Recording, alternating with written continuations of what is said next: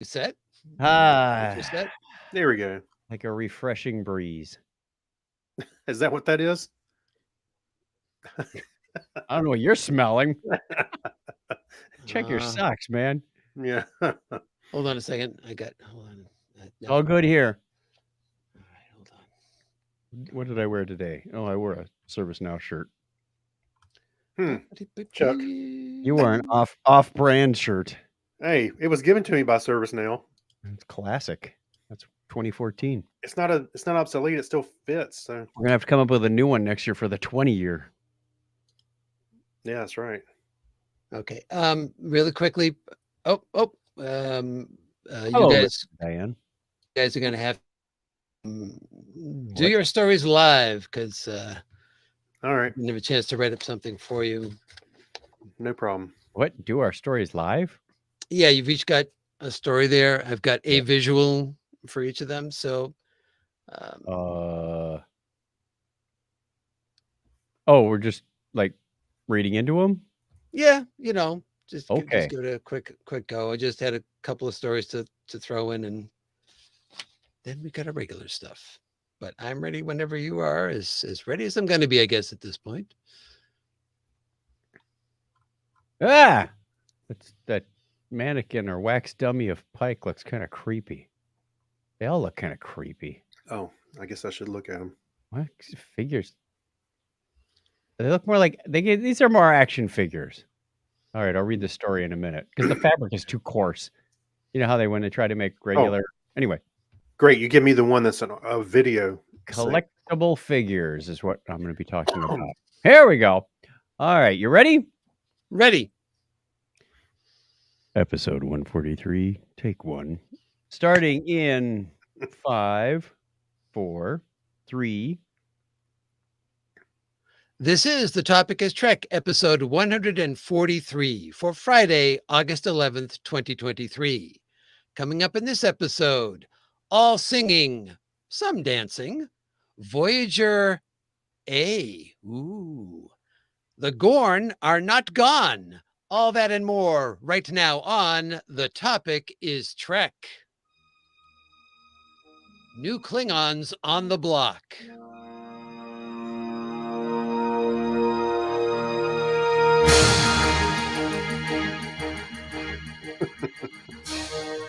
Welcome to The Topic is Trek, the podcast that runs on impulse power.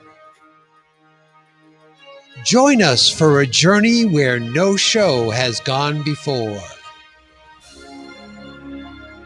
If it has to do with Star Trek, there's a good chance we'll talk about it. Sooner or later, because on this show, the topic is Trek. Engage already. Well, hello, everyone, and welcome to another thrill-packed edition of The Topic is Trek. I'm Clinton, one of your co-hosts, and logically enough, that probably sounds a bit better, I have to have co-host to be a co-host. So first, beaming in to join me from parts unknown with the hip new catchphrase that you, and you will be TikToking about tomorrow. Maybe. Let's find out. Mr. Craig Stepp. I could do this all day. Well, okay, it's a franchise, so we're getting somewhere with this, but I was referring to podcasting. I could do this all day. I see. Well, then it's not so much a franchise as more of a hobby. Yeah, a journey. A How about journey. Yeah. No destination, just journey. Clinton, tell us about your podcasting journey. It all started at the 5,000 watt radio station out of Newark, New Jersey. Share your pain with us. Oh, and apparently already forming in the transporter as we speak from other parts unknown is Mr. Chuck Tomasi. It's not quite human. Yeah. I think this is the when with the troubles. Okay. When you did your 3 bullets at the beginning, you said Voyager A. I thought, what? Suddenly he's turned Canadian. Yes. Well, he spent some time in Vulcan, Alberta, Canada, perhaps. Right on the hull it says Voyager Yeah. Filmed in Toronto. There's not so much to 10 forward as a place to get some donuts and poutine. Right. But anyway, to all our friends in Canada, hello, how you doing? We apologize. Yeah. We won't get a chance to cover it in detail this time around, but they've got a switch up going on in Canada. Crave was the place. If I understand this correctly, Crave showed the new episodes of Trek as broadcast or on their cable service. Well, those are being pulled back and are going to be on Paramount Plus in Canada. They'll still be shown on the Sci-Fi Channel in Canada, but there's a bit of a switch up going on there. Why do they keep doing that? You think you should stick with something throughout the whole series, or unless they're doing it after the series. Big Elaine. I think it's begin this week or next week. So if it began next week, I suppose it wouldn't be that much of a big deal. But this week, yeah, that would be a bit of a problem. Mm-hmm. Oh, coming up in that last episode, I'm sorry you don't have Paramount Plus. Good luck. Good luck finding it. Yeah. All right. Well, we are going to be covering 2 new episodes of Strange New Worlds that both came out on Thursdays for a change. Very refreshing. Mm-hmm. So there will be spoilers as we talk about these. And we're going to be covering a little bit of news, but mainly we're going to be talking about these 2 episodes because I think there's a bit to talk about in completely different ways, believe me, between these 2 episodes. Oh, yeah. All right. So let us start our main mission part 1 with an appropriate sound effect. You sure? I'm sure. Oh, well, okay. Yeah, that works. It actually kind of works for this one because we are talking about, first of all, Star Trek Strange New World Subspace Rhapsody, written by Dana Horgan and Bill Wolkoff and directed by Dermot Downes. And a short plot synopsis of this one is when Spock and Uhura attempt to use a naturally occurring subspace fold to increase communication speed, they accidentally dislodge a quantum uncertainty field. Yes, that tends to happen. This results in a new reality, causing the Enterprise crew to break into uncontrollably into song. Even worse, the field is expanding and beginning to impact other ships, allies and enemies alike. So this is the fabled musical episode of Star Trek Strange New Worlds. Actually, it's the first musical episode of Star Trek, period. Well, let me say this right off the bat. If you're not watching the video of this show, you need to go look at this this artwork. Well, the podcast will have the artwork on it too, right? Or in the article. Do what? Oh, I'll definitely put this picture in there. Okay. Yeah. Yeah, I did up a quick Photoshop of Pelia, Lon, and Spock in 3 of the positions in the video that they have for Bohemian Rhapsody. So they are taking those 3 positions in the photo. Yeah, Brian May still made the cut. Yeah, he's got a space angle to him. I couldn't help it because I don't think I'm the only one when they saw that particular shot didn't think, oh, that's like the quick homage to Bohemian Rhapsody. Sure. Because they just have the 3 of them there, and 2 of them are staring off to the left and the right, and 1 is staring straight ahead. What song was that during? That was during, I believe that was during the finale. Ah, okay. That they had that shot. Well, I wouldn't put it past the producers because they like to slip in little things like that. They absolutely do. All right, so where should we start with this one? Because we got a lot to cover here. Well, we've got a lot with characters development, which is a surprise. But yes, Greg. I want to say that, okay, I for one, do not seek out musicals. They don't really super appeal to me. But for this one, of course, it's Star Trek. And I felt like I've got to see this, obviously. So I'm going to see it. And it really floored me. I super enjoyed the way they worked the songs in. I think everybody did a fantastic job. So that's where I'll start with, is not being a musical guy, that this really sang to me. Oh, wow. Did you work all week on that one? I don't know. Mhm. Let me take the notes down now. Yeah. Exactly, Eric's. It didn't rise to the level of your musical that you wrote on for your podcast, but just Yeah, saying. well, it was interesting because this is the first musical I've watched since I've done one myself. So there were certain things I was looking for in this. Hurts more when you've done it yourself. You appreciate it more. Oh, Yeah. absolutely. Well, the even the production team talked about this saying it required a lot more prep time than a regular episode. They started Mhm. working on this one, I Oh, think, yeah. 6 months before they started filming it. I believe it. So I yes, lots. think some of the cast even had to get lessons to learn how to sing, is what I was reading. I Yeah. noticed a dramatic improvement from when Ethan Peck sang karaoke on the cruise. I didn't think that was his voice when he was singing. Oh What yeah. was it? I Am the X. And I went, I had to go look, and yeah, that's him. Oh So yeah. I think some of them did get training. Oh yeah. I think Ethan Peck actually had a really good voice. I was pleasantly surprised. I mean, he's got a good voice anyway. So I just if he hadn't been singing, you could tell he worked at it because it came Yeah. across. Yeah, I think all of them. Well, the couple of the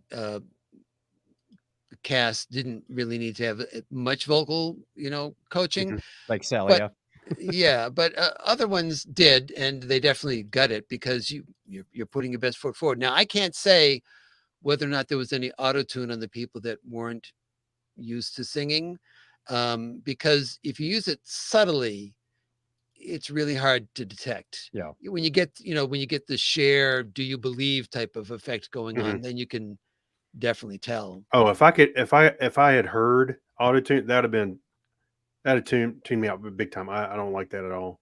Yeah. If it's obvious, I can't stand that.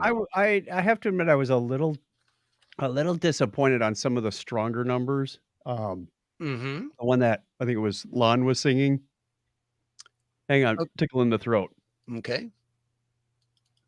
She was singing, and I know all of this was overdubbed, but when you're singing loud and passionately and fortissimo, and your veins aren't popping in your neck, that's what turns me off. It's like now you're just mouthing along. It doesn't Well, look realistic, is what you're saying. It needs to look realistic, like you're performing this, and it didn't look performed in many cases. Mhm. well, keep in mind that if they're doing anything, they're singing along to the pre-recorded track Oh, I know. for this because you have to sync up every single take to and intercut that. Mhm. So they are indeed lip syncing.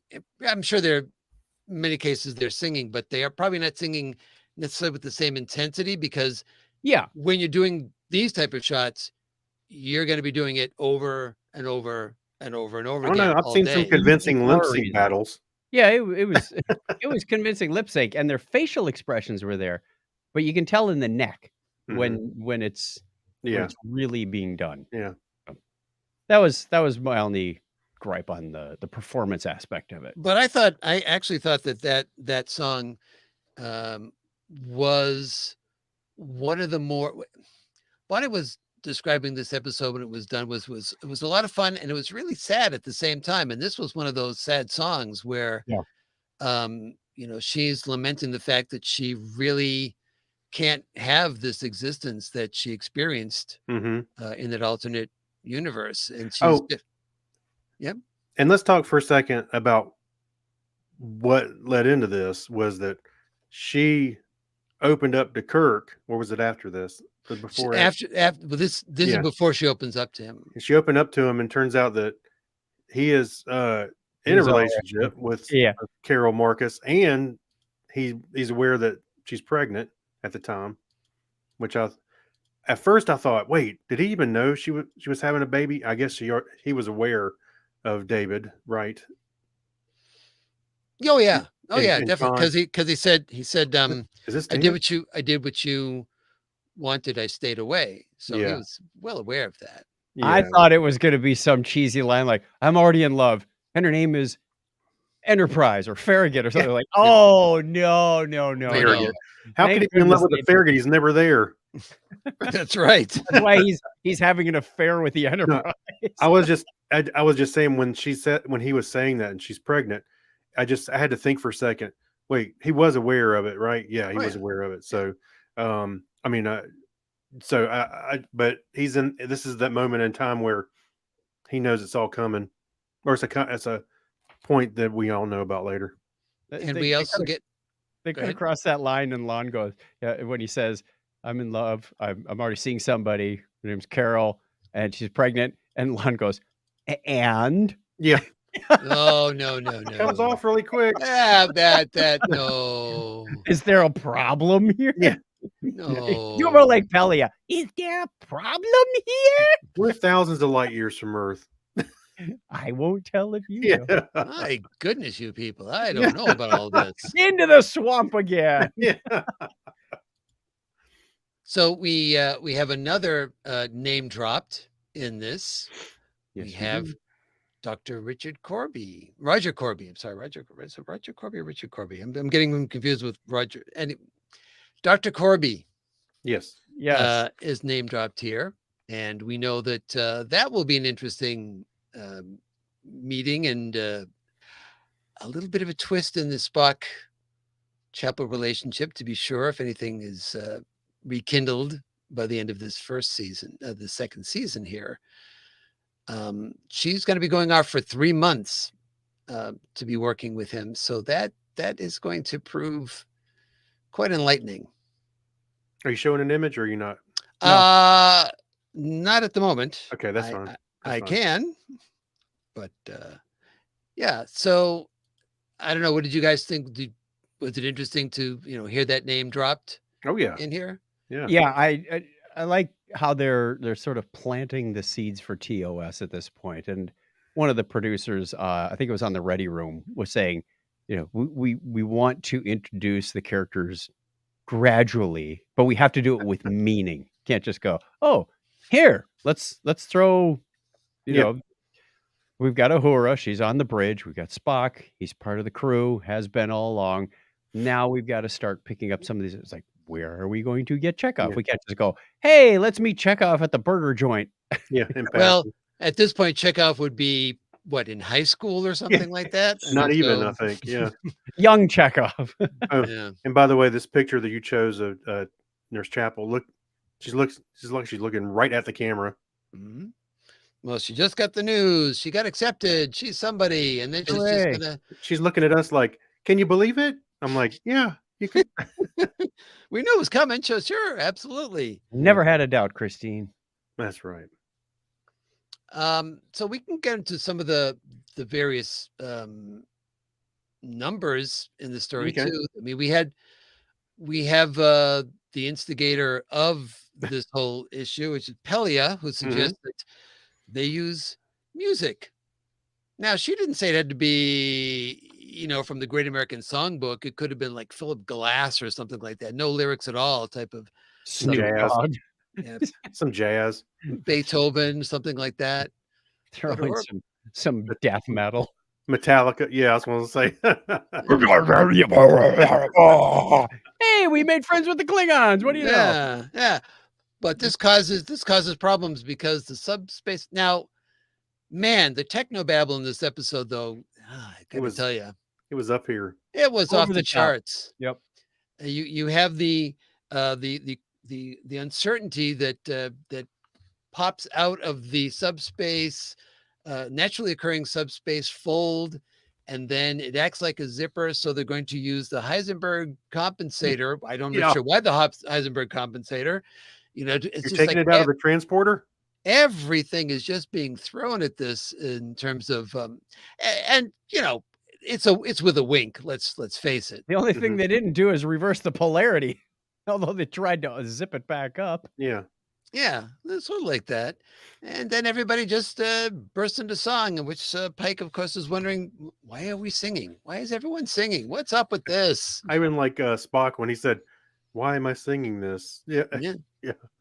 Well, that was the appropriate first number if you don't count the actual intro. That was a cappella. But that was the appropriate first number.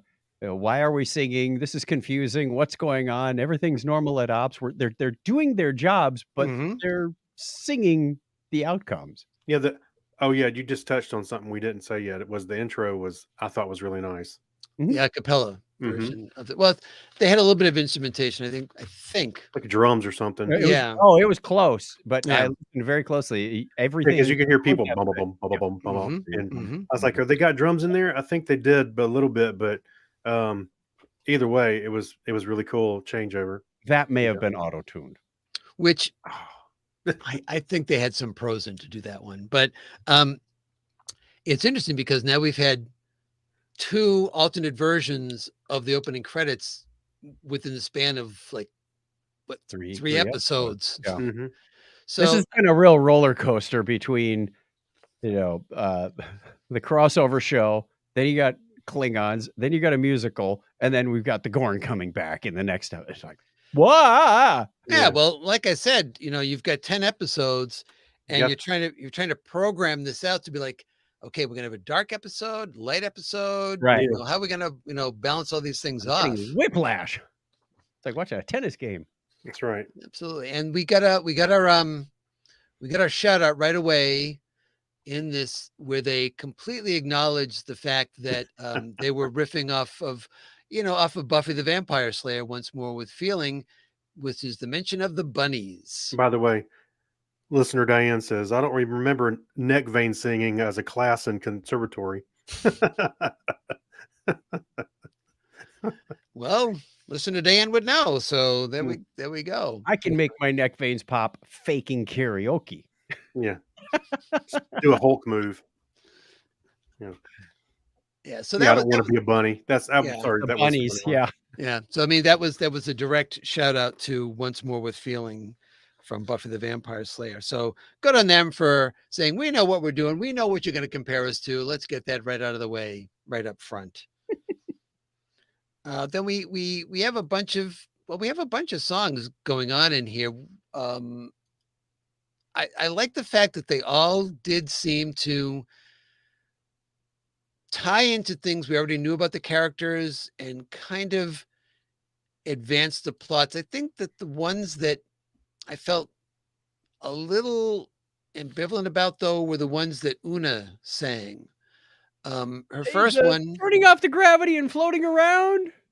well, her first one to with Pike. Kirk, Yeah, Kirk. Yeah, talking about how to behave with your crew and don't be so standoffish, type of thing, because she's saying this is that I thought was interesting in the fact that as soon as it starts, it has a Gilbert and Sullivan tempo and arrangement to it. everybody starts looking around like, where are these instruments coming from? On Mhm. almost every one of these Yeah. numbers. Well, she referenced Gilbert and Sullivan. Yep.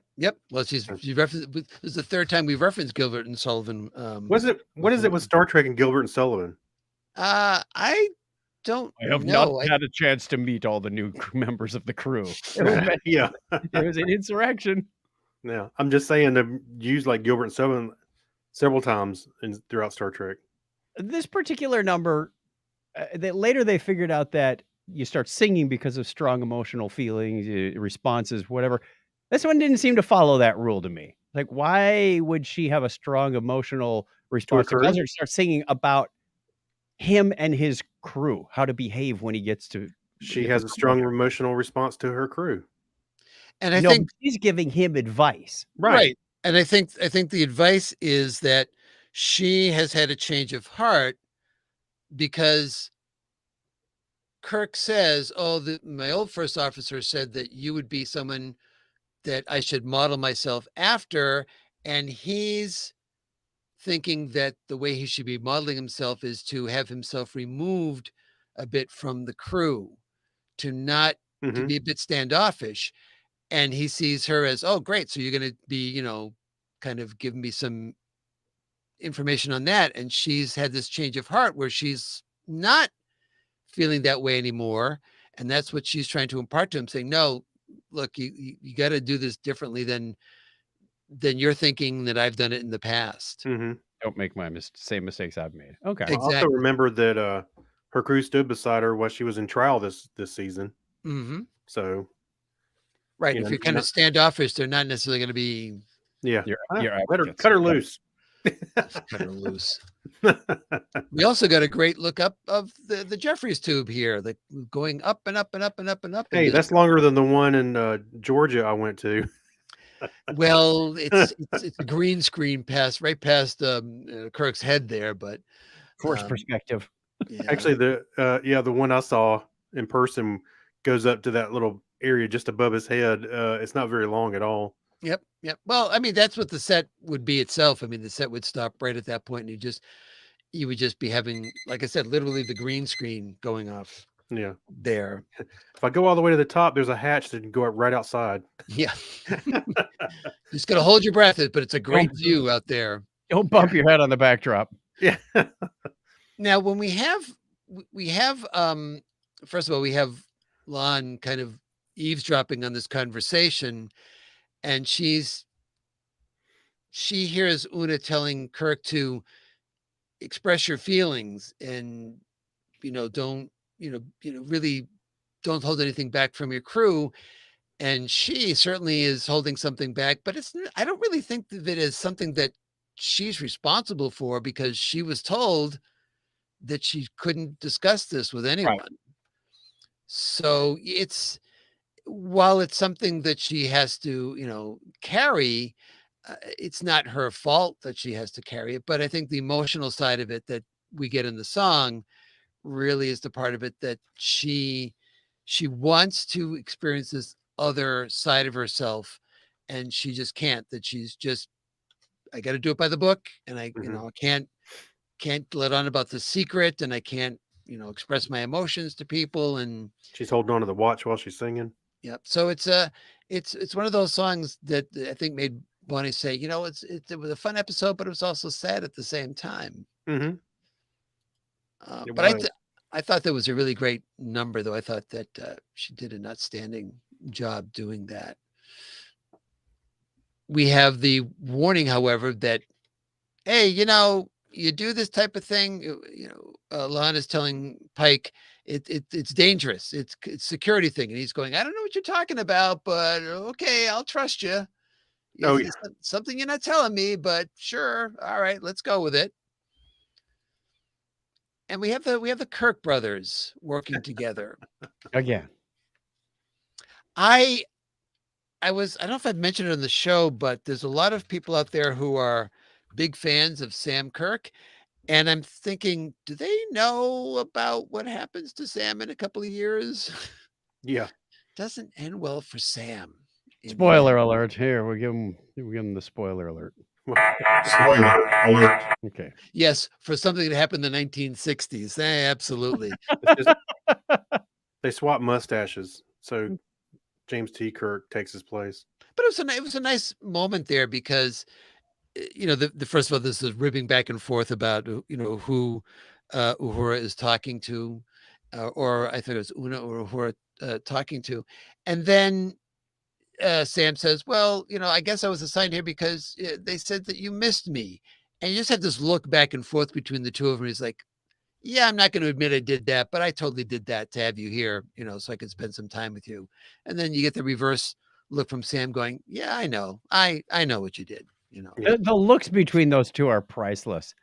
That Yeah, whole they do- thing, that whole thing they did at the table with Uhura, was it the couple episodes ago? And it's like, they're looking at each other and the eyebrows are going up and the Yeah. necks are going down. It's like, Yeah.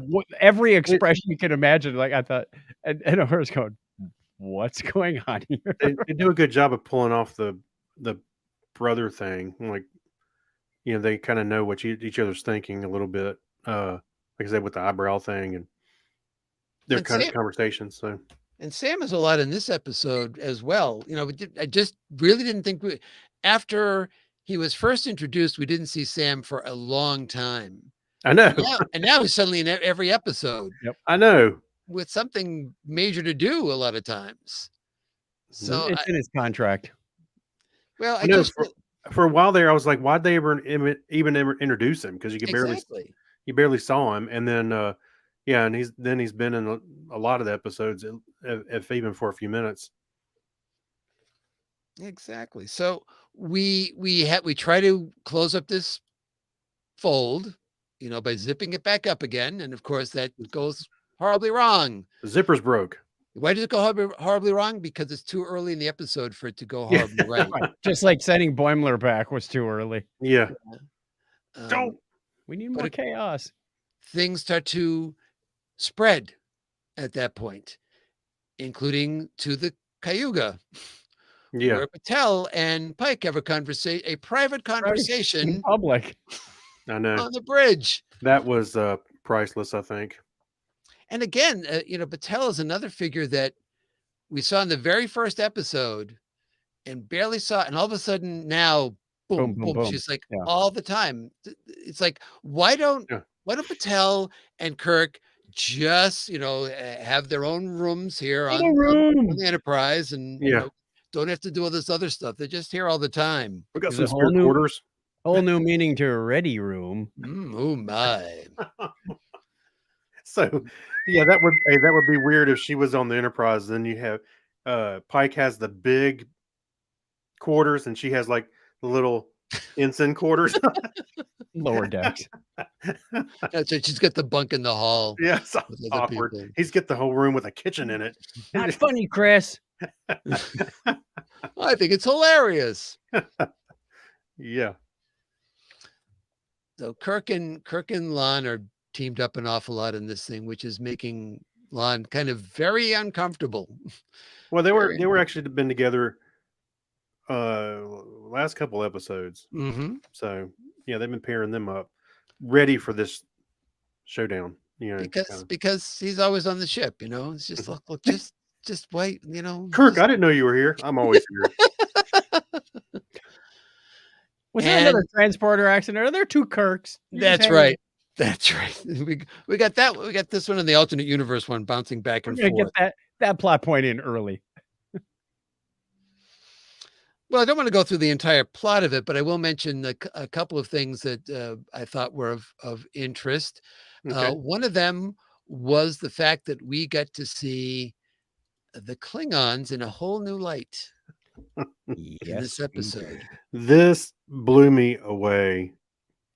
I'm listening to Celia Uhura singing. Celia, excuse me. And I'm listening to her and I'm like, man, she's got an incredible voice. And then he says, hail the Klingons. And then you can see he looks like he's trying to fight it. He can't. And the others are dancing back there in unison. Yeah, it was a laugh out loud moment. And who was our favorite Klingon in this episode? Bruce. Why it was Bruce. Yeah, that's right. Hemmer himself. That's right. I MC Hemmer? I didn't notice that when I first watched the episode, but once and you go back and you listen to him, it's you can really tell it's, even though it's being very gravelly. Yeah. You can tell it's him. Kind of like spotting Vaughn Armstrong or Jeffrey Combs. He's also got an eye patch on to make him look a little different, I guess, than we've seen him. Well, I guess he didn't really. He had both of his eyes were kind of ghosty when he was Hemmer. So Right. I don't know. It had antenna and it was blue and everything. So it was Yeah. slightly blue. Yeah. A little sad. No. Actually, at first I thought, why do those Klingons look so small? They look kind of, I don't know. They don't look like real sized. It looked Beefy weird. warriors. It looked like sound like a kind of forced perspective kind of thing going on. Could be kind of a fisheye lens look to it. Yeah. But it was fun, and I love the way they looked at each other when it was over. Like, don't anybody say anything. Yeah, we are full of dishonor. Yeah, didn't happen. Never happened. One thing we didn't get to hear was the rich, beautiful baritone voice of April, Admiral April. We just told that he had this beautiful baritone voice. Yeah, that's right. Oh, what was I know. Speaking of the Klingons, when they started doing their music and they look back at Uhura and Sam's just kind of grooving to it. Did you see that? Mm-hmm. He was into it. Yeah, Sam was grooving to a lot of the songs. He was really grooving out with Chapel's song as well, kind of dancing with Uhura and all sorts of stuff. Why are you always calling us with when you got the dramas? If you look in the background, I think if you look in the background to a lot of shots in this, you'll see a lot of impromptu dancing and interactions going Oh, on. oh, there was one scene when everybody was running through the hallway, and then that wave kind of hit everybody. Then all of a sudden they're running in synchronization like a stage show. I was like, oh, that was kind of Like neat. West Side Story suddenly kicked in. You know, we have that Yeah. that shot right after the problem is solved, where Pike is going back to his chair and he just starts this little dance with Pelia, just kind Yeah. of going back and forth. So it was cute. Mhm. I think I would have been disappointed if it didn't advance the storyline though. And the nice Right, thing was but that it did. It did. I mean, you did. saw Kirk and Chapel get advanced. You saw, Kirk uh, and Lon had yeah, their moment. Marie and Chris. You know, everybody got going. In fact, it almost too fast in some points. Like, wow, we just skipped ahead a Yeah. couple chapters in these relationships. Well, But yeah. it was good. Mhm. I do think it's a trick you can only play once, though. You can't do another I musical Yeah, episode. I was thinking about that too. I was like, I don't know if they could pull off another musical. Yeah, you'd have to have another really bizarre setup, Hmm. you know, to do it. Really bizarre setup. Yeah, And I that think that would was a be once in a lifetime kind of thing. yeah. Now some other series can, you know, some other Trek can try it at some other Oh, point. I'm sure Lower Decks will have fun with that at some point in the Right. future. See, it's a Yeah. shame that you didn't have concurrent shows like the times kind of crossed over each other like they did with TNG and Voyager and Deep Space Nine, because you could then have an episode somewhere where the wave had hit their ship It and what was cuts over going to on there. Oh, it went way out into the Delta Quadrant, and now the Borg are singing. Yeah. Morsey feedy Borg-a-dee-dee-dee. Yeah. Bursty birdie. Borg, Borg, Borg. Thank you. Now, one thing that is not an earworm. I'm telling you right now. Yes, and there was a cute little bit at the end where Horror is singing, and oh, sorry, earworm. Yeah, I like that. When they were all done Yes. singing and it was over, you know, they closed up the subspace rift right after this, and it was almost like the stage show was over, and you could hear the Star Trek theme Right, playing, and they're all kind of yeah. patting each other back, kind of thing. Right, so I was it's sort of the audience exit music is the theme from Yeah. Star Trek. That's right. Yeah, and it was like the classic one. Yep. Yeah, so I was like, "Whoa, that was interesting." I said that because it's not like they just pat each other. Everything's quiet, and they'll pat each other and walk off. I think that worked out pretty well. And you even have those awkward moments there because, you know, everybody's congratulating each other, giving each other hugs, and then Chapel and Spock come up against each other. It's like, Awkward. okay, yeah. There must have been a real sense of strange surrealism. There's a tongue twister in performing this episode, because they're all dancing like a high school musical. Yeah, Yet they're on the Enterprise in their uniforms, in their characters, but not quite in their characters. Like, that it just must have been really weird. Like, this is not what we signed up for when we signed Yeah. up for the show. But it's fun. I'm sure they all had a blast. Oh yeah, and this, in addition to a lot of pre-production work they had to do on this one, I think it was an extra long shooting schedule for the episode as well, Oh, for yeah. obvious reasons. So a lot went into this, and it could have gone sideways. Just like But- the crossover with Lower Decks could have Mhm. gone sideways, but Mhm. kudos once again to the writers. And they promised when they were talking about season 2 that they were going to be swinging for the fences and really like Mhm. doubling down on stuff. And I think we've been seeing what they meant by that. the last 3 episodes. Yes, you're right. There've been big swings, and they could have it could have gone a little wrong, and I think they nailed all of them.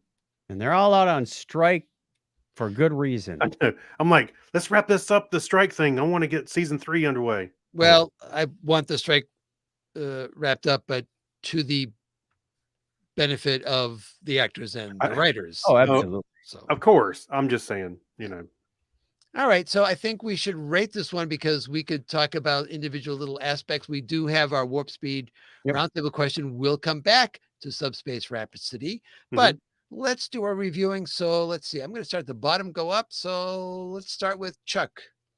I'm on the bottom again. Again. I'm giving this a 9.5. All around, very good show, well written, well produced. Just it was the more I dwell on it, and dwell is probably the right word for me. Is it's losing some of its novelty, as it were. It's a one off. It was fun. Let's move on and get back to the stories. Okay. All right. And what about you, Craig? Like I said earlier, I do not go out for musicals, but this one was super entertaining, and I know they worked their tails off for this whole thing. Yep. I'm totally giving it a 9.5. Okay. And yeah, as was alluded to last year, I wrote a musical for my show, so I was anxious to see what was going to happen here because not everyone is a professional singer, and I think that they, even to those points, they addressed that Pike's singing is clearly not as strong as some of the other people, so they give him Saw him in karaoke too. Yeah, no. yeah. So they give him a small amount to do, limited range for what he's going to be singing. And so even to those points, they said, yep, we understand that. So we're going to give the strong stuff to the strong singers, and everyone else gets, a bit to do. Ortega's once again getting this with like one of the smallest parts, but yeah, don't know why, but so yeah, I really, really liked it. And I've listened to the soundtrack several times since then. And for the show, I've watched these episodes. Usually it's like 3 times I've seen an episode before we do the show.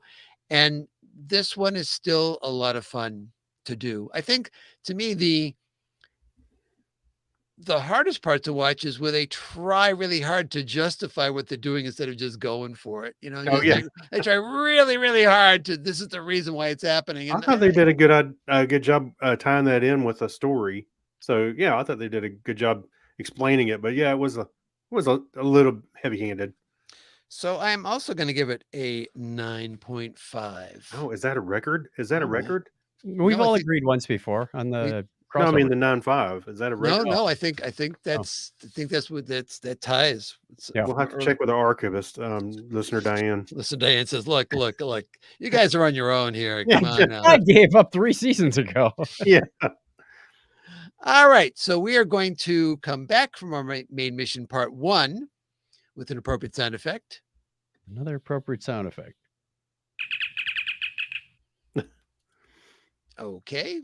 And it's time for my least favorite part of the show, and that's where I get to check in with good old Charlie to make sure we're all set to do subspace chatter. So we don't need no subspace chatter. I think that's Charlie's attitude about the whole thing. So if he was going to sing, that would have been his song right there. All right. So let's need all that subspace chatter. Yeah. So thank you, Charlie. Set it to music, boy.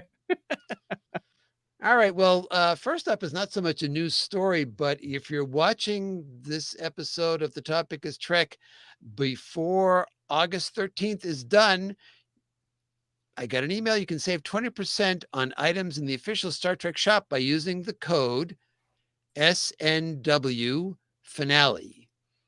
Okay. And that's a code everybody's being given. It's not something specific to The Topic is Trek. No, there's no affiliation. So but if you want to save 20%, at the Star Trek shop, which is shop.startrek.com, find what you want, and it's SNW FINALE, SNW Finale. I thought it was SNWF, like Saturday Night White Folks in Ale. No, I don't. That's everywhere. So. All right. With that in mind, let's move on to the next little thing. Now, I've sprung this on Chuck and Craig because I was away on vacation, so I didn't get a chance to write out a lot of stuff ahead of time for the show notes. All right. So we're doing this kind of off the cuff.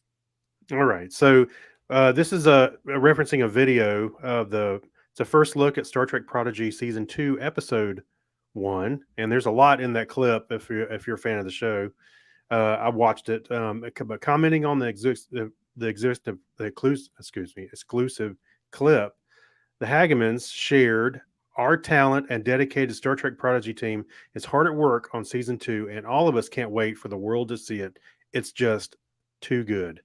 And in the clip, the former crew of the USS Protostar and now warrant Starfleet officers in training, Dal, Rocktalk, Zero, and Jacob Pog and Murph are reunited for an internship under the command of Admiral Janeway. They soon see the Doctor, a dear friend of Janeway, who escorts them to the Admiral's new ship. Starfleet has asked Janeway to observe a new wormhole to deem it if it's possible threat. The very wormhole they created when they self-destructed the Protostar. Oh. Which I didn't. I thought when they were going to investigate it, I thought they were going to investigate it because it was a way to actually get to Chakotay.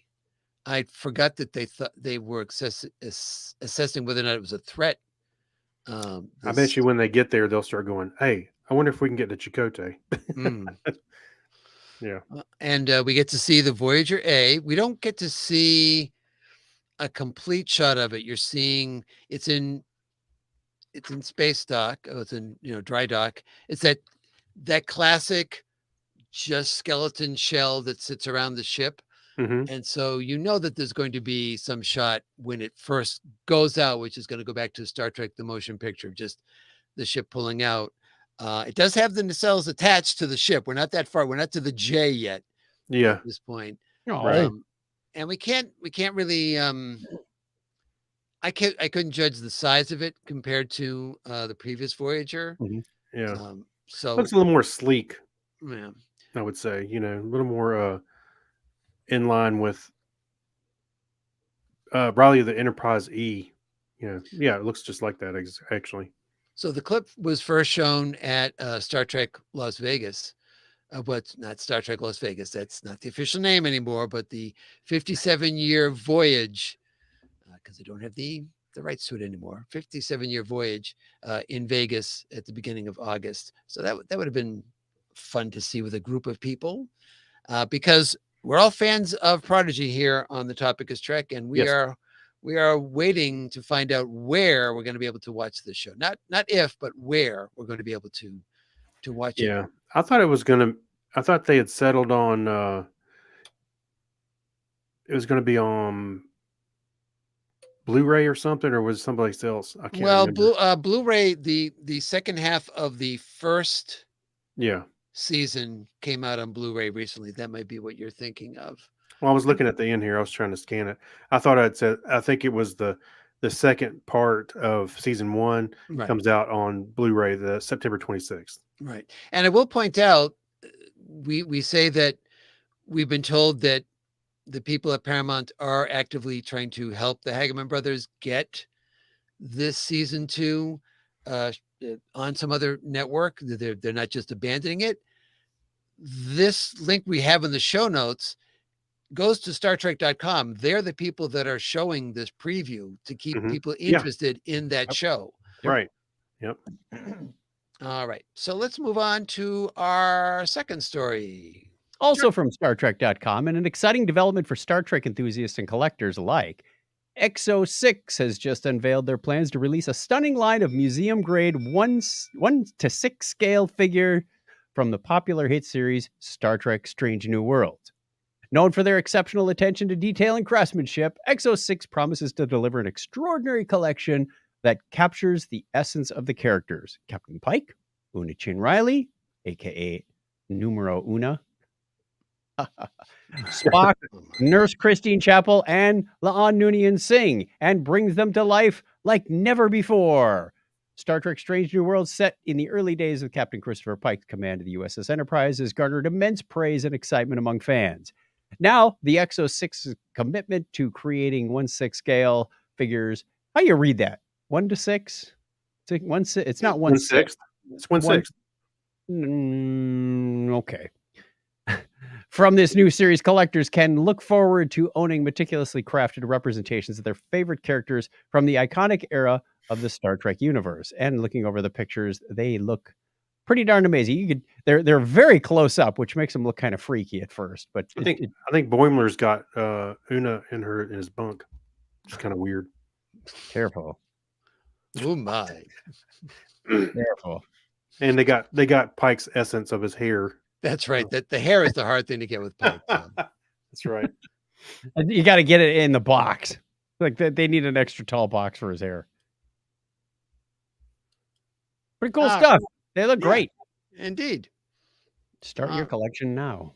Okay. What else we got? Well, the next thing that we have here is that just a quick note that as of recording, on August 11th, the WGA negotiation team is going to be meeting again with the producers to see if we can do anything about this strike going on with the writers. The Writers Guild has given a proposal, and now they're going to get the reaction from the producers on this one. Nobody's expecting it to be resolved as a result of this next meeting, but hope springs eternal that they're making some kind of progress on it. We'll have a link to an article that talks about the latest proposals that the WGA has with regards to things, including the amount of people that should be in the writer's room, how long a writer stays on staff, minimum amount of time that the writer would be employed for a series, those type of things. And I think there's also the time to announce like the next season, so they, or instead of like Netflix holding on and not announcing it for a long time, so they either know to move on or stick around. Yep. That was one of the things. Exactly. All right, and then quickly in Vulcan, Alberta, Canada news, we have the fact that Vulcan, their convention, they have two conventions during the summer. One is Spock Days, and the other one is Vulcan. Well, they celebrated the 30th anniversary of Vulcan. Exactly, Eric's. Friday, July 28th to Sunday, July 30th. So you missed this year's, but that's okay. There'll be 31 next year. And you can I can always remember that because same age as my oldest daughter. Good thing I didn't go there 30 years ago. I might have been in trouble. Yeah, you just go tell Julie, you know what I remember about your birthday? The first Vulcan. And your mother was in labor. Yeah. Yeah, and you're over there going, Vulcan. Yeah. All right. So congratulations to Vulcan, Alberta, Canada for having 30 years of Star Trek conventions. Well, it's not convention per se, but it's more of a celebration. Festival. Yeah, celebration type of thing. All right. Congratulations. All right. Now it's time for my favorite part of the show, and that's where I get to say goodbye to Charlie. Goodbye, Charlie. You're pretty mean when you. I am. You want to stay? I'm mean. He's mean. And we have links to misunderstood. He's just misunderstood. Yeah, that's right. We have links to how many did we get? This 63 additional stories broken out by series, movies, and other categories. If you go over to the show notes for episode 143 over at The Topic is Trek.com. Yeah, a lot in there. I put in all the different reviews from people ahead of Subspace Rhapsody, because I felt like it was sort of getting your Broadway reviews. Let's throw them all in there. Right. It stinks. I love it. Hey, Danny, how you doing? All right. Now it's time to do main mission part 2 with an appropriate sound effect. Yeah, I'd say that's appropriate as well. I think this is spot on this time around. Yeah. Getting better. It only took 143 shows. Yep. Okay, so let's see. I'll have Chuck, why don't you read a little bit of information about part 2 here? All right. The final episode 10 of season 2 is called Hegemony. That's those little corn kernel-like things. Hegemony. Oh. It's a Harry Potter thing. I thought it was pronounced Gemini. Moving on, people. Written by Henry Alonzo Myers and directed by Maya Vervillo. the USS Enterprise investigates an attack on a colony at the edge of Federation, like literally the edge of Federation space. It's 30 feet over the border. Captain Pike and his crew face the return of a formidable enemy. You got it. They're back. The Singing Gurn. and dancing. Oh, I would have loved to see the Gorn singing and dancing. Yeah. Darn, that would have been comical. You know what it would have been? It would have been the big guy in the suit going, "Hello, my baby. Yeah. Hello, my darling." The top hello." hat. I'd pay money for that. Wait I'm for sure it. they do. Who knows?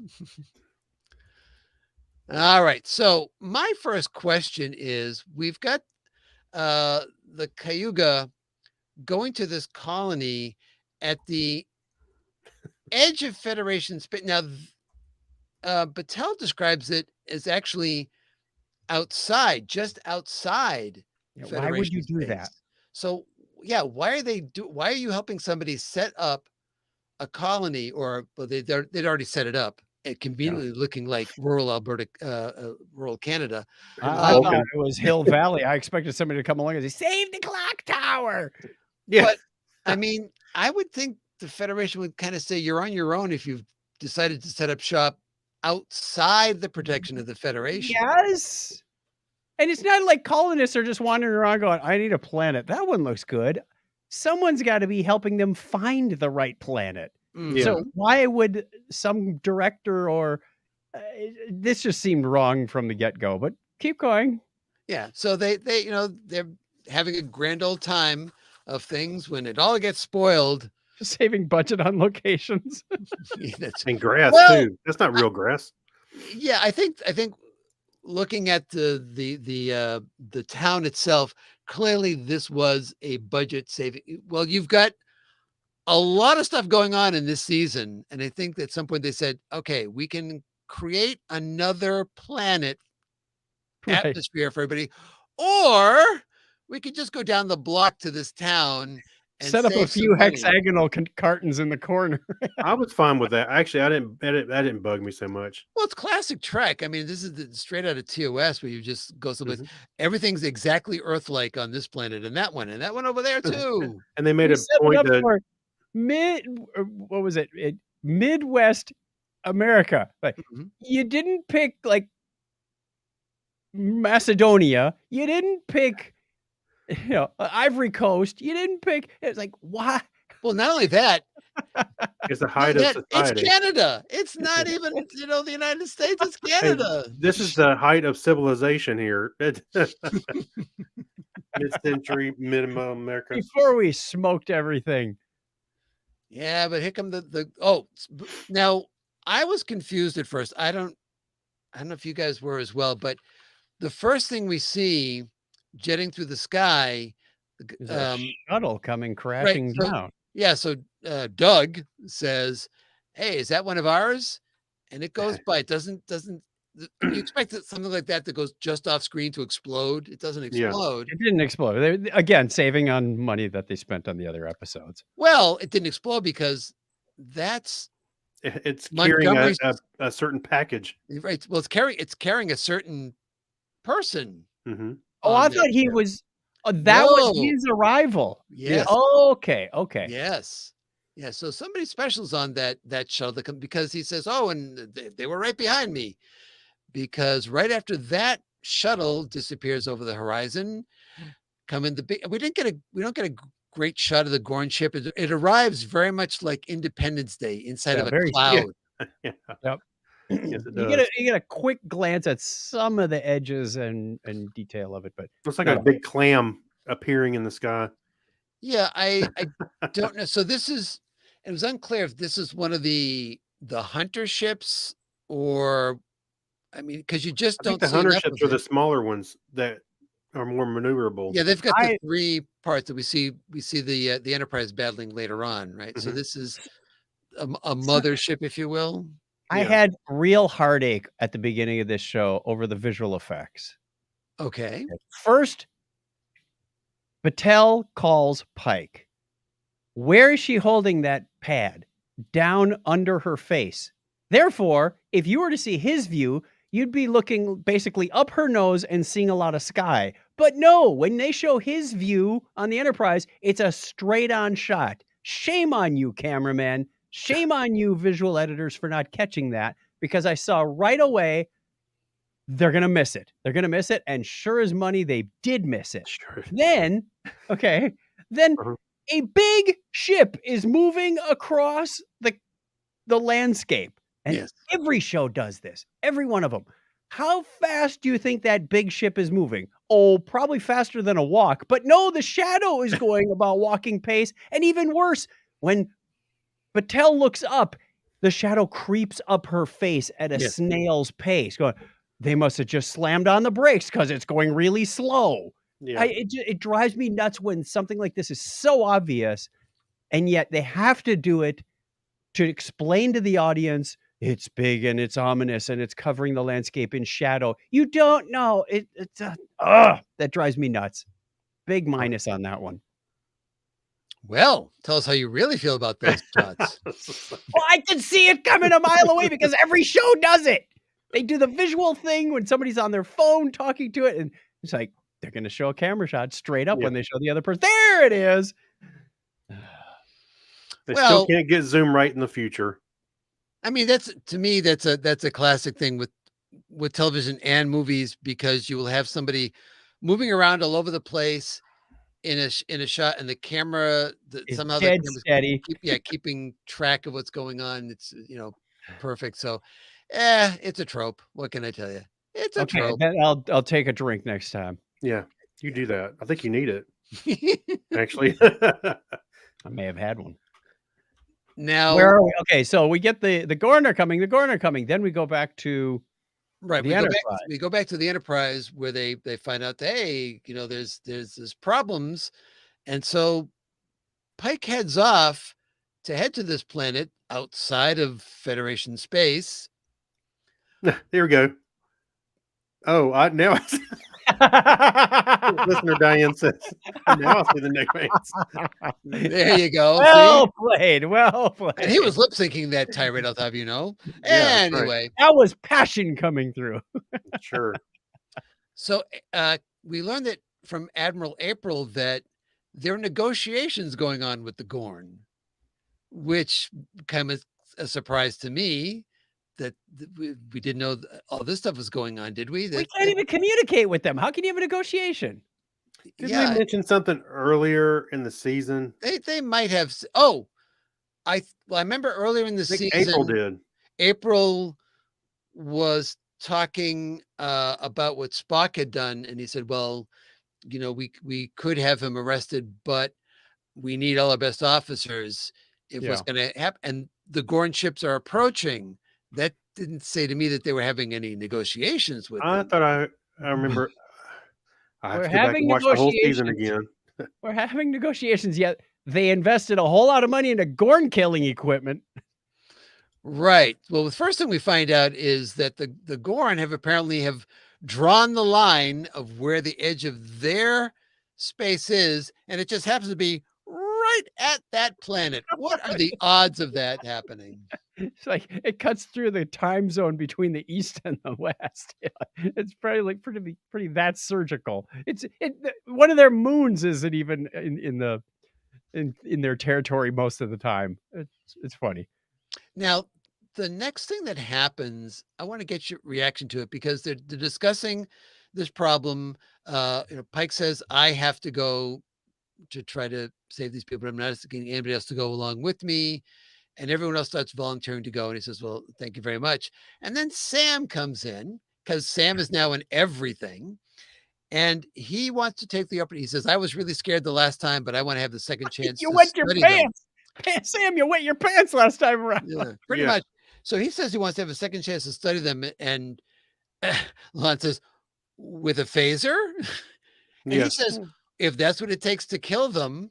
And all of a sudden, then Benga's chiming in, going, I want to be part of that. And, it's like, whoa, people, that's like, my goodness, there's a lot of, I don't know, Violence. just seemed non-Federation kind of a lot Yeah. of going on there. That's right. It's like they left the ideals outside the door. I Well, mean, and they find out that Well, we got some. You know, We got some Patel new and her weapons. ship are actually there, and they got the message. Hey, we're under attack. We're under attack. And we also find out that Nurse Chapel is on that ship, and you know the Kyoga is in But pretty bad state when they get there. but still, But poor Spock, he's like, we had a fight last time, and I don't feel so good about the way we parted. I yeah, felt we do get now. We get another scene with Ortegas piloting the shuttle, and then or Ortegas is done for the She's episode enjoy- essentially. By the way, she not exactly. that Sort was of. I loved her performance in this whole scene. Yeah, she was enjoying Mike it. looks like he's gonna puke, and she's just like, wee. Yeah, I mean, Pike looks like he's pulling some serious G's where everyone else is being jostled around. I couldn't, it's like, why? Yeah, it was a little off, and you know, Ortegas is leaning forward in her seat. The forces were a little skewed, Hey, but you know what? you were born for this. Yeah. The line I love. Speaking of Ortegas, they said we were going to get an origin story of her. No, they never promised that. People were asking at the end of last season, Okay. because a lot of people did have their origin stories, and the actress said, "Well, wait till next season." Like she knew, and by that point, they had been working on the You second mean like season. season 3? No, season 2 that they haven't started on Oh. season 3. So at the end of Oh, season 1, when we got the final episode and there was no Ortega's story, she said, "Well, hold on, season 2 is coming up." And like I said, by that point they were already filming season 2. Now I have a thought about this scene, and I'll do a spoiler alert right now. This is a cliffhanger episode. Spoiler. This is a cliffhanger episode. So my theory is we're making a big deal and have for several episodes in a row how good of a pilot Ortegas is, because it's somehow going to be involved in how they get away from the Gorn, how Yep. they get off that ship. Yep. Hey, she even sang about it, by the way, in the last That's right. episode, and she made that big thing about flying the ship. When they all had amnesia, it's like, I'm the pilot. I fly the ship. Right. Yeah. So I just have this feeling that that's some of this is set up for what she's going to do in the second half of this two-parter. Okay. But yeah, it was interesting because she certainly had a look on her face. This is just like the most fun you can have. Piloting a shuttle. Yeah, legally. But we go from joy to poor Spock. Poor Spock. Poor Spock. Sad Spock. No, yeah, sad Spock. He needs to be eating a sandwich like Keanu Reeves. Yeah, The sad Spock. because he's going to be searching the saucer section of the Cayuga, which is basically half destroyed. They even said sick bay is gone. Wait, Right. wait, There are Clinton, air where's the pockets. positivity? It's half there. That's true. Because there are air pockets, and when we're making some orbits around, or the saucer is rotating, so when it comes around to the sick bay section, then I can do some scans there, and we find, oh, there is no more sick bay. It's just gone. Well, the first time I watched this, I forgot she had beamed back before the whole invasion. So I thought, oh, she's safe on the surface. She's safe on the surface. And then I went, oh, that's right. She's not. That's right. So we find out later that she did survive. Well, we find out from TOS she survived. So that wasn't much of a big surprise. Yeah. Well, wait a minute. Could have been a But clone. were they able to check if there was anybody else? Because they didn't find her. That's true.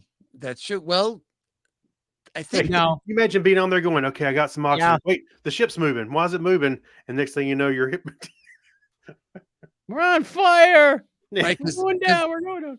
because I was thinking, after they've determined that, oh, even though there's air pockets, that there's nobody in sick bay, the plan is to then take the saucer and fly it into the ground. And that's kind of, you've really committed to the idea that there's no one still on board that Right. ship Even that's though your alive. sensors don't Yeah. work. Yeah. Yeah, he almost flew Chapel into the ground. That's right. But they get out just in the nick of time. Well, there's another problem with physics on that one. The fact that they just fly out through the They opening. fly out through the skylight, and they're object in motion tends to stay in motion, and gravity. The saucer section is already on fire from the friction of the atmosphere. Therefore, you would be too.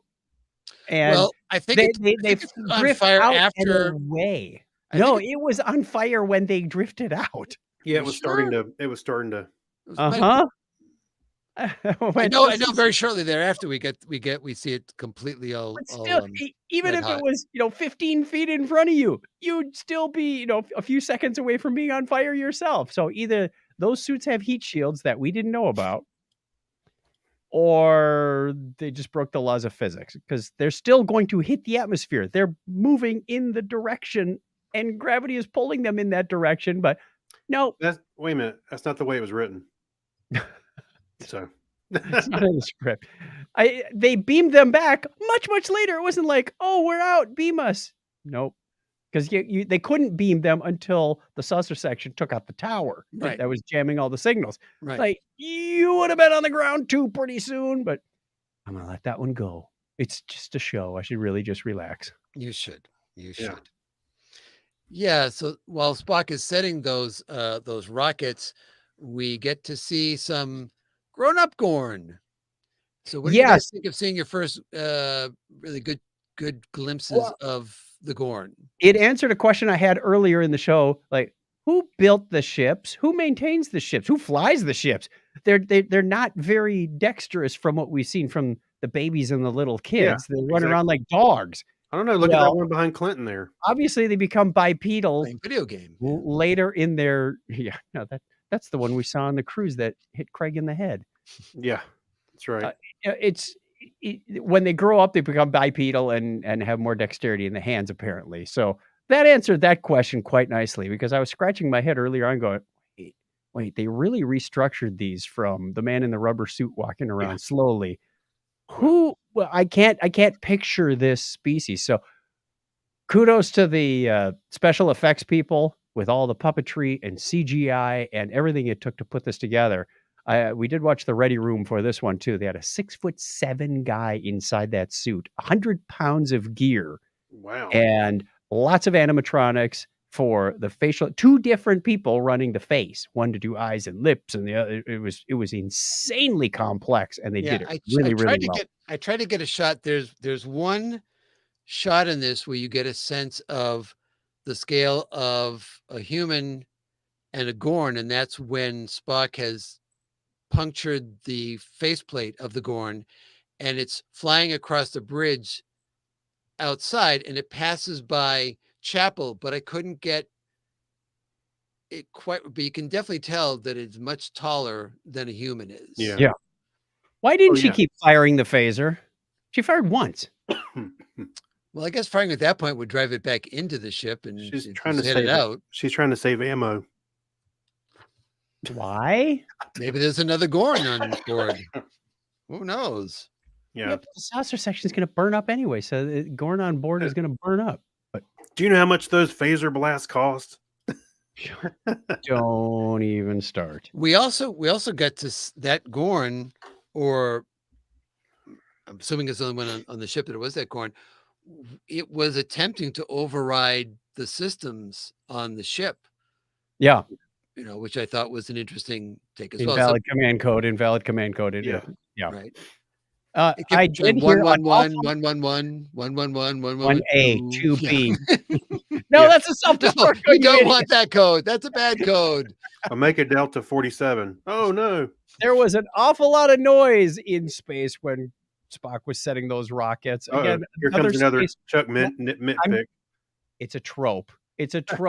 There's no sound in space. Well, but my impression was with that, because it sounded very hollow, is that what you were hearing was the transmission to those places where there were air pockets, because it had to be close to where Chapel was.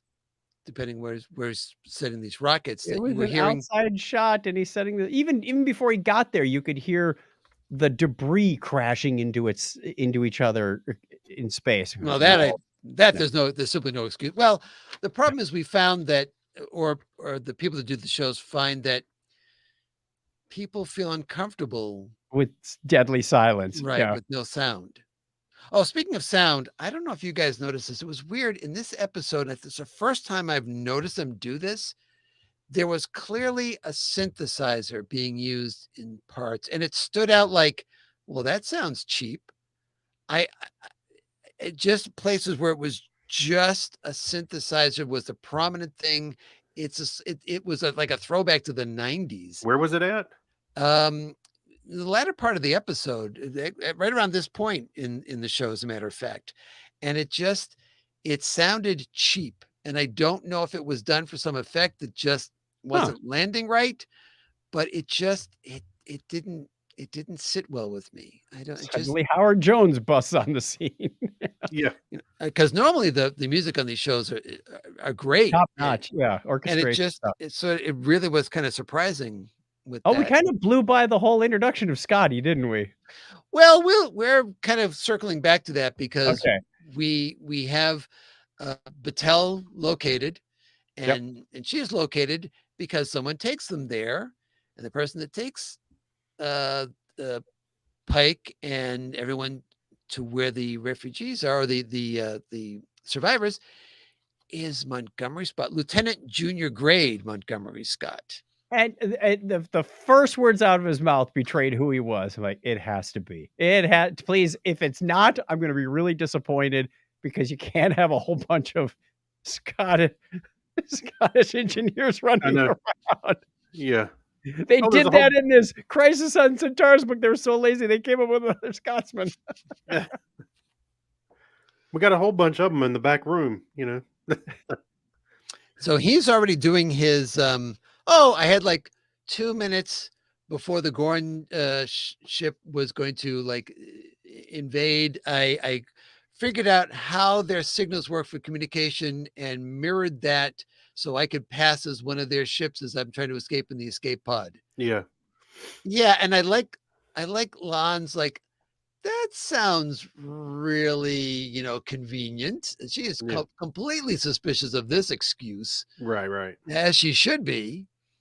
This is what's going on. Also, he forgets to let them out of the trap he's set for them. So that was kind of, I forgot. Sorry about that. Well, as soon as he walked out, I was like, I know who this is. He didn't even have to open his mouth. I was like, I know where they're going with this. So I don't know how that's going to play out either, because he doesn't have a ship anymore because his ship is gone, and he's working with Pelia, who recognized him immediately as Scotty, and says, "Oh, one of my best students who got the worst grades." Yeah, she gets around. And we had a lot of throwing around of grades here, because when they're talking about using the saucer, and when it says, "Oh, we can use the saucer section," if you'd answered that way in class, you would get an A+. Yeah, and the looks. Oh my goodness! You're not my teacher anymore. That's right. I'm your commanding officer. Yeah, so it was interesting to get that introduction, because we're slowly building that team up, one character at a time here. Did you get a sense of how long it was from the attack on the planet to when the Enterprise got there? Well, the Enterprise was not that. I don't think the Enterprise was that far away, because the subspace fold was, I believe, also near the edge of the quadrant. Mm-hmm. So I don't think they were that far away from each other. So it could have been a matter of hours, maybe. It felt like days, because all the locals were either eaten or a few were in hiding, and somebody boarded up all the windows, at least on the diner. It was like, when did that happen? And who did it? Gorn did it. The Gorn did it as they came through. We're boarding you in. That's right. Saving you for later. Make sure you stay fresh. Yeah. Well, that's just my. Hey, you guys, go into the subway. We're gonna. That's what made me feel like it had to have been a few days, but. Well, I don't know, because Lon says that the reason there are all the younglings there is because that is a Gorn strategy. You have the eggs laid, and you have the younglings kind of soften up the defenses before you come in. And Battelle says that it takes a day or so for them to hatch. So you have, if they had done that initially when they landed, then it would be at least a day, day and a half had gone by minimum to have these things running around. But Okay. Yeah. Yeah. so I don't know why the Enterprise would take that long to get there unless this was orders from April about, you can't go there until I've got the, the Or okay. it's Or one of something. those weird warp speed timey-wimey things, Yeah. like, a piece of the action said, "What? They were just here. No, they were here years ago," kind of thing. Exactly. So I don't know, but the other thing I didn't quite understand is, okay, but Battelle has been impregnated by the Gorn. She's got, but That's kind of when awkward. Oh, but you don't know that until that one teenage Gorn comes up, stares her down, and then leaves. Oh, we got lucky. You're like, she Yeah. knows something. Well, I think my first thought was immediately at that point is like, oh, I know exactly what happened there. It's pretty obvious, and so they don't drag that out too long. And Pike's not jealous. She's been fooling around with another. Just kidding. Yeah, I was going to say it's kind of awkward that his girlfriend's pregnant, But well, and it's not his. tell it to Kirk. What I'm saying. But Tell it to Kirk. But when did that happen that no one else was aware of it? Right? So it's like, was she kind of caught off guard by herself on a patrol or something like that? Because no one else seemed to like, Yeah. no, stay away from us. We don't We didn't want see to that part. That. Yeah. Yeah, wasn't looking, and some Gorn hocked a loogie. Yeah, pretty much. And we get a mention of Hemmer again. Yep. So yeah, but he says, but Hemmer gave us no choice but to try to save them, which is true. And now they have the opportunity, although they have the opportunity, but what are they going to do with that opportunity? I don't think they know enough about this. And I can't recall exactly what goes on internally as far as the host's metabolism. Are they being kind of consumed from the inside by the time this? Because I remember that's kind of how I would think. Yeah, So something like that. Yeah. you don't really have a lot of time. And even though she says, Chapel says she wants to put her in a stasis field, the thing is still active in her arm in that Yeah. shot. Did they show it still moving? And then she put up the force field. We didn't really see her arm after the force field or stasis. No, we saw it afterwards. After the force field was up, Okay. we panned down and because I think, it's like a freezer. It takes time for the meat to freeze. it's like a bird's eye thing. Okay, I got it. Yeah. Where's the I will flag, say too? that the scene with Spock and Chapel and the Gorn on the bridge in 0G was fantastic. Mm-hmm. Absolutely. Oh yeah, I think so. And we get very much that same type of alien effect where you know now better what the Gorn look like, but you still don't really have a great idea of what a Yeah, they're all adult in the Gorn dark is. and they got something on their face or Right. And I noticed that there was liquid. It was a liquid in the helmet, which I thought was an interesting thing. That they apparently they're getting their oxygen or out of the liquid that's in their suit, perhaps. I wasn't quite sure about that, but I at least I noticed it seemed to me at least that there was liquid in there. All right. Now everything starts to come to a head in this thing because they take down this dampening field, if you will, that the Gorn have put up by crashing the saucer into it. Yep. They're all said they're going to transport out all the survivors, and Chapel and Spock are back on board, and Pelia is teaming up with Scotty to work on this way to escape by using the same device he used on the shuttle. And we get to the bridge, and Pike goes, "Okay, so beam up those other survivors." We can't.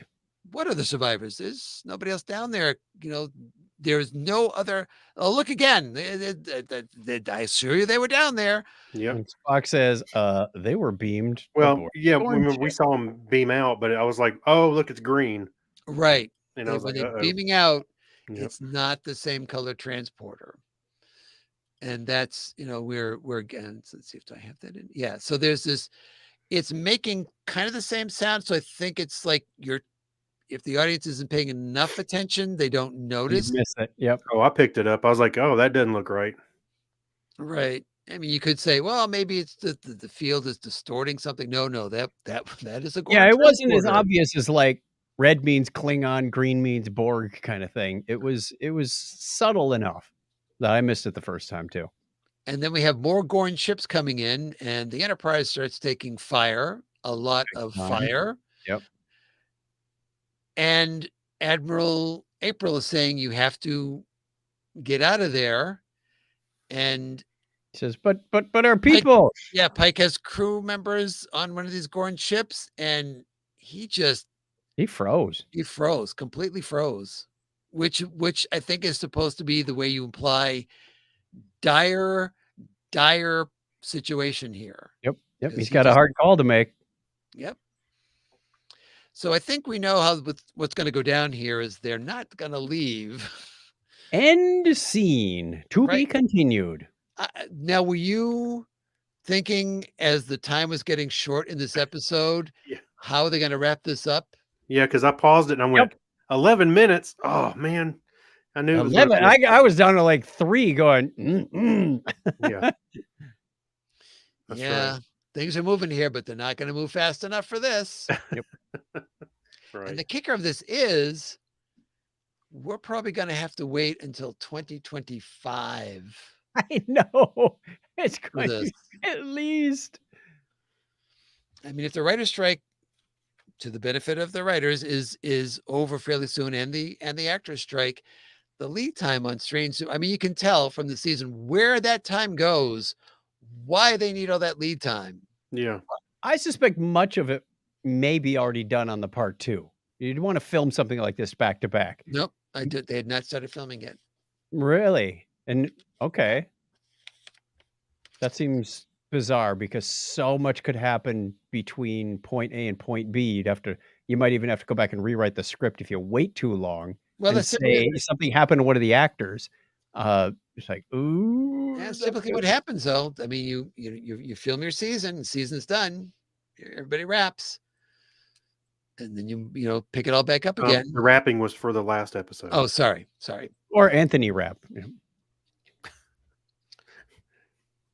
All right. Any other additional thoughts on hegemony? Did we miss any important plot points you want to go over here? Uhura working with Pelia? Nope. I aired all my grievances. Okay. Thank you. Good to know. All right. We're going to go in reverse order on this one. So we've talked about some of the good points, and I think some of the we're kind of forced here on this one for the setup on this. So I am going to, I like the episode, and I think it does follow along with what we're being told about the Gorn and so forth. But I think setups were a problem in this. Why did the Enterprise take so long to get there? When was Battelle alone to have this happen to her that no one else seemed to know that was the case? Why did they set up a colony outside of Federation space? And why did the Federation say, that's a great idea, let's help you with that? And we're negotiating with a species we can't communicate with. Right. That we think is a huge threat. So I'm gonna give this one an 8. An 8. So I'm gonna march down, and how about Craig? Going to I'm gonna say I'm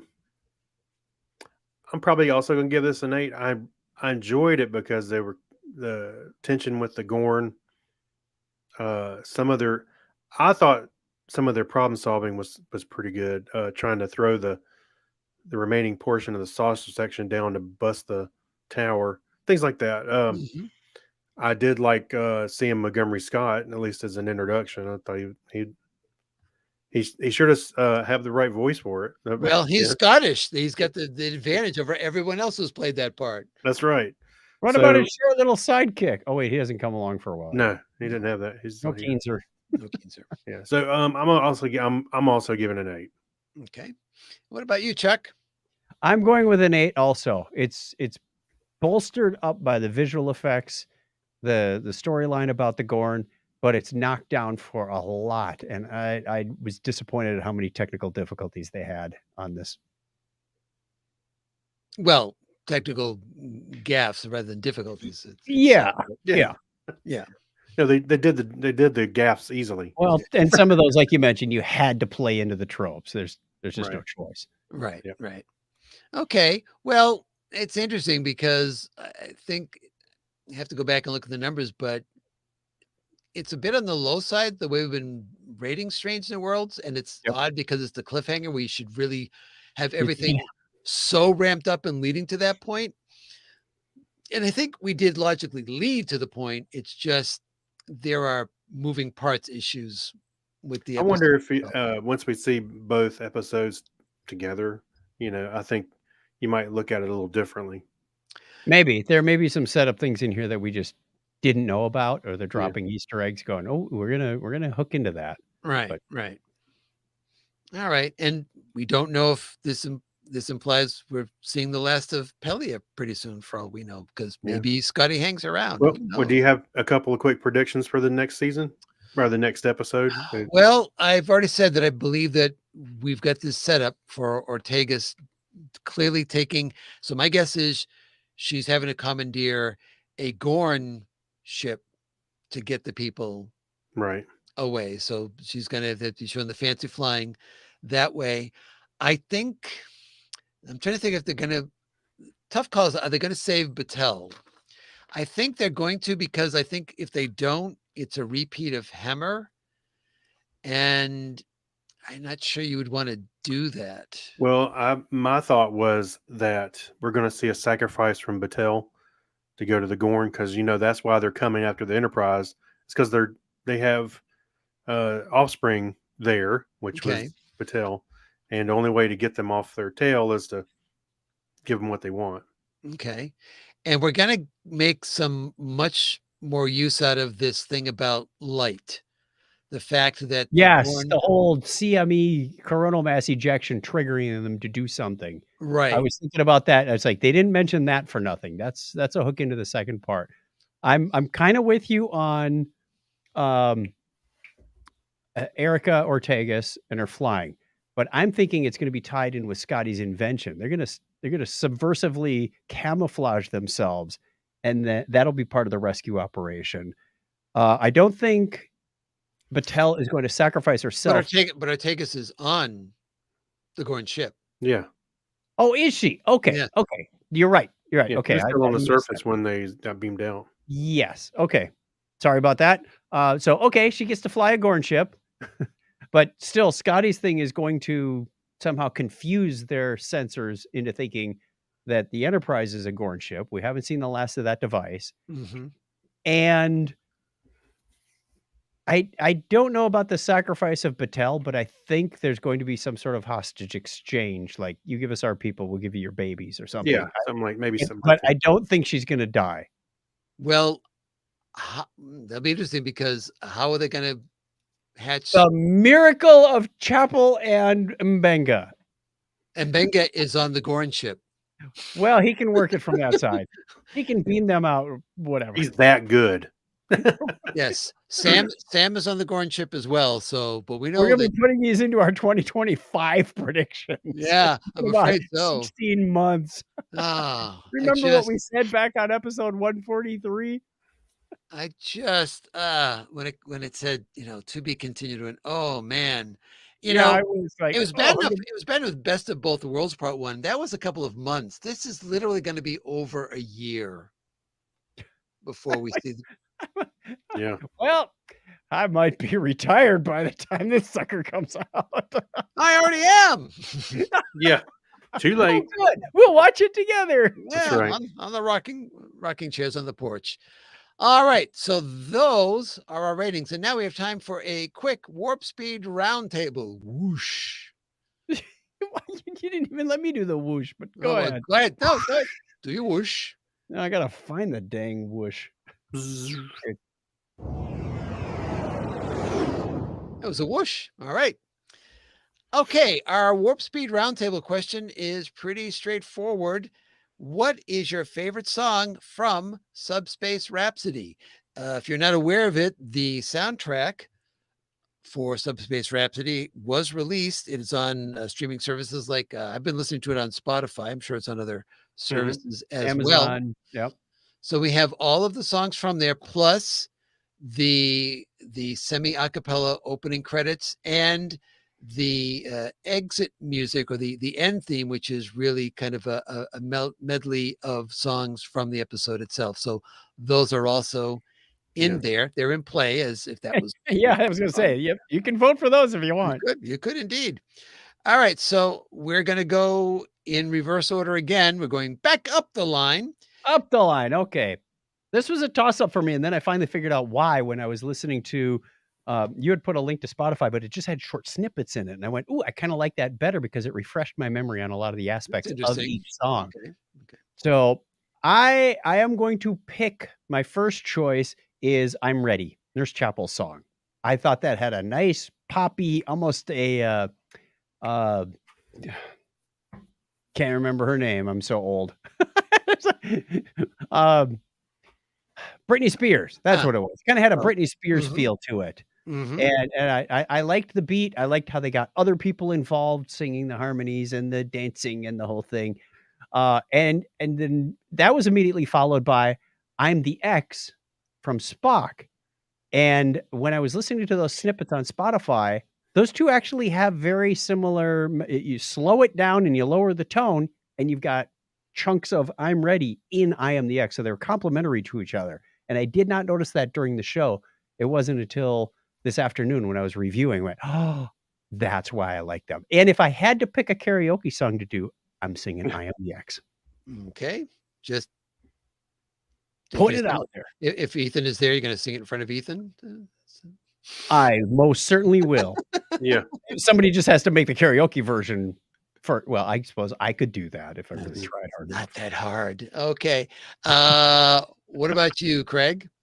I think okay, setting aside the Klingon bit at the end. You could, I mean, it's not listed separately, but you could, Yeah. you know. I did enjoy the We Are One ensemble, but was the song what was the song? Which one was it? Keep Us Connected, the one that Keep Us Connected is the one who Horace sings herself in engineering. Yes. That's the one I like. I like that one. You're not voting for Life Forms. Yeah. Nobody's I don't voting. see that one on this No playlist. one's voting for that. So Keep Us Connected, I think was really good. It really showcased her voice. She's Oh yeah. fantastic. Head Absolutely. now to Eden. No one's voting for that either. No. All right.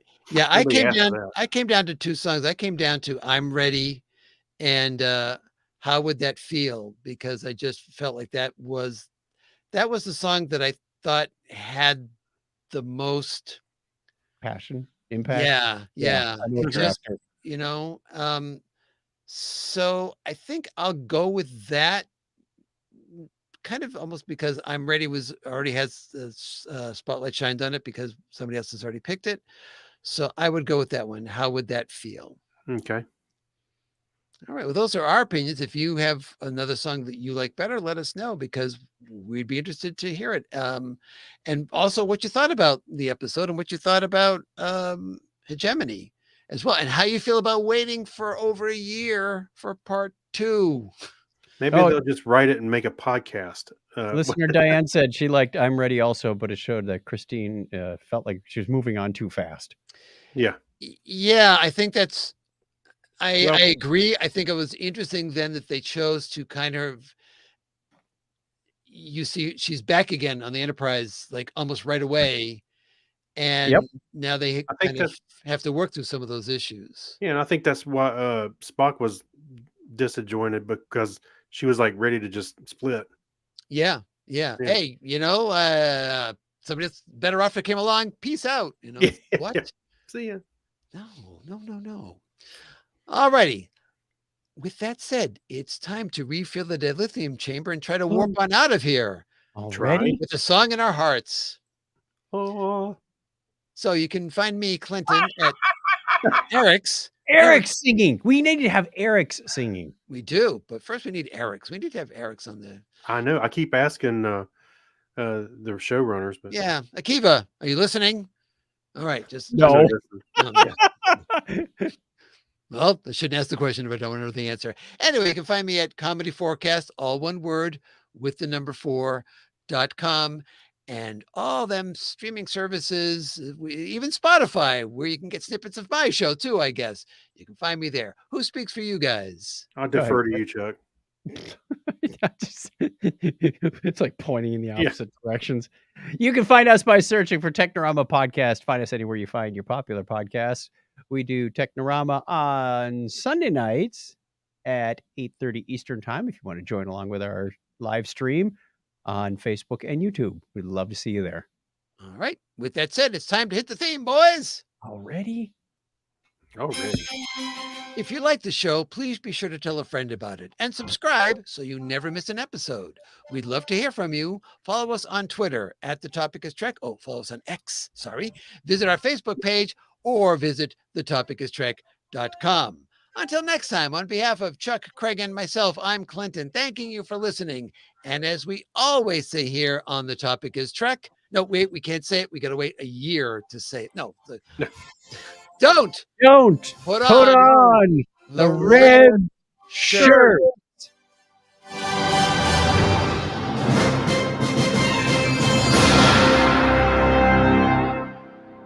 Well, there's always Enterprise.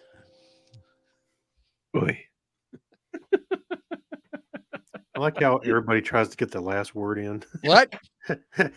Yeah, but you don't know when I hit stop. That's I know. true. That's what So I mean. I can win. All right. Well, thank every.